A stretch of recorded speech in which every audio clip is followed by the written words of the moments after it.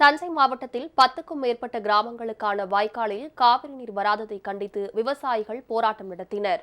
மேட்டூர் அணையில் தண்ணீர் திறக்கப்பட்டு 3 மாதங்களாகியும் தஞ்சை மாவட்டத்தில் உள்ள உய்யகொண்டான் கால்வாயில் தண்ணீர் வராததால் ராயமுண்டான்பட்டி, வெண்டையம்பட்டி உள்ளிட்ட 10க்கும் மேற்பட்ட கிராமங்களில் விளைநிலங்கள் வறண்டு கிடக்கின்றன.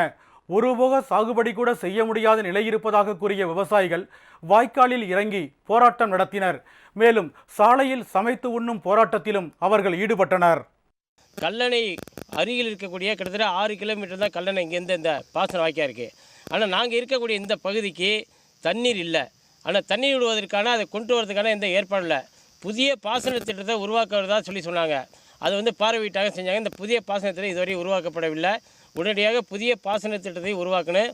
உய்யகுண்டான் பாசன விவசாயிகளுக்கு நடப்பு ஆண்டிற்கு போதுமான தண்ணீர் வழங்கணும் அப்படின்னு சொல்லி இந்த போராட்ட குழுவின் சார்பாக கேட்டுக்கொள்ளும்.